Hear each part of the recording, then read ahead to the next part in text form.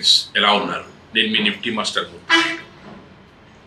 ఏదైతే మనం portfolio select చేసుకునేటప్పుడు స్టాక్స్లో డిఫరెంట్ సెక్టార్ సంబంధించిన స్టాక్స్ని సెలెక్ట్ చేసుకునేటప్పుడు ఏదైతే అత్యధికంగా రిటర్న్స్ ఇస్తాయో ఉంటాయో అలాంటి స్టాక్స్లో పెట్టుకోవడానికి మనం అందరం కూడా ఇంట్రెస్ట్ చూపిస్తూ ఉంటాం. అలాంటి స్టాక్స్లో పెట్టుకునేటప్పుడుగా మనం చేసే రీసెర్చ్లో ప్రజెంట్ ట్రెండ్ ఏదైతే ఉందో ఆ ట్రెండ్ తగ్గట్టుగా ఏ స్టాక్స్లో అయితే ఏ సెక్టార్లో అయితే మార్కెట్లో మంచి మూమెంట్ వచ్చిందో అలాంటి స్టాక్స్ వైపు వెళ్ళడానికి మనం ఎక్కువగా ప్రయత్నం చేస్తూ ఉంటాం. దాంట్లోనే మనం ఏదైతే పవర్ సెక్టార్ సంబంధించినటువంటి, సోలార్ సంబంధించినటువంటి, హైడ్రో సంబంధించినటువంటి ఇలాంటి డిఫరెంట్ స్టాక్స్ని సెలెక్ట్ చేసుకునే క్రమంలో భాగంగానే ఈరోజు నేను మీకు ఏదైతే ఒక సోలార్ ఎనర్జీని క్రియేట్ చేయడం, మ్యానుఫ్యాక్చరింగ్ చేయడం, మార్కెటింగ్ చేసే ఒక అద్భుతమైనటువంటి కంపెనీని ఒకదాన్ని మీకు ఇంట్రడ్యూస్ చేస్తున్నాను. అది నేను మీకు ఇక్కడ చూపిస్తున్న విధంగా సెలెక్ట్ ఎనర్జీ సిస్టమ్స్ లిమిటెడ్. ఇది ఒక స్మాల్ క్యాప్ కంపెనీ అయినప్పటికీ కూడా రిటర్న్స్ వచ్చేటప్పటికి చాలా మల్టిపుల్ వేస్లో రిటర్న్స్ ఇస్తున్నటువంటి అద్భుతమైనటువంటి కంపెనీ. సుమారుగా ఒక 2000 కోట్లు క్యాపిటలైజేషన్ ఉన్నటువంటి కంపెనీ. కానీ 2000 కోట్లు క్యాపిటలైజేషన్ ఉన్నా సరే పబ్లిక్ పార్టిసిపేషన్ కన్నా మన యొక్క ఏదైతే ప్రమోటర్స్ పార్టిసిపేషన్ 56% ప్రమోటర్ పార్టిసిపేషన్ ఉన్నటువంటి అద్భుతమైనటువంటి కంపెనీ ఇది.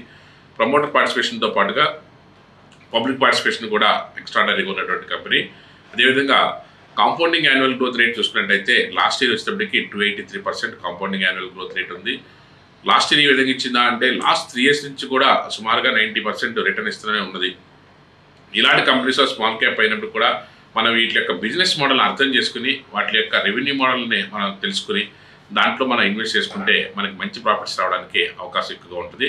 నేను ఇక్కడ మీకు డీటెయిల్గా చూపిస్తున్నాను. ఏదైతే షేర్ హోల్డింగ్ ప్యాటర్న్ కానీ మన కాంపౌండింగ్ యాన్యువల్ గ్రోత్ రేట్లో మనకి రిటర్న్ ఏ విధంగా వస్తుందని కానీ అదేవిధంగా వాళ్ళ యొక్క రెవెన్యూ మోడల్ కూడా చూసుకున్నట్టయితే లాస్ట్ 5 years నుంచి కూడా 237 crores దగ్గర నుంచి 365 crores వరకు కూడా మార్కెట్లో రెవెన్యూ గ్రోత్ని కూడా ఏ విధంగా పెంచుకున్నారు అన్నది నేను మీకు డిస్ప్లే చేస్తున్నాను.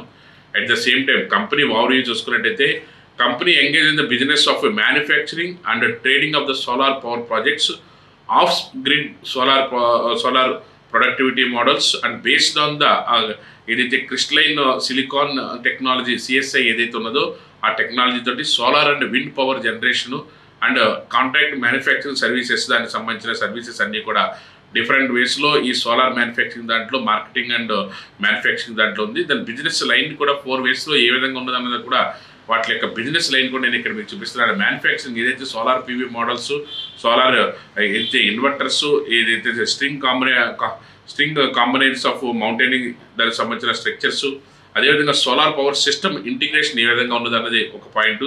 అదేవిధంగా green energy generation, independent power producers of renewable energy services, అదేవిధంగా అదర్స్ కూడా ఏంటంటే solar water pump set, servo stabilisers, అదేవిధంగా సోలార్ ఎనర్జీ స్టోరేజ్ సొల్యూషన్స్ కూడా వీళ్ళు అదర్స్లో కూడా చేస్తారు. ఈ 4 verticalsలో వీళ్ళ యొక్క బిజినెస్ లైన్ ఏ విధంగా ఉన్నదని చూపించారు.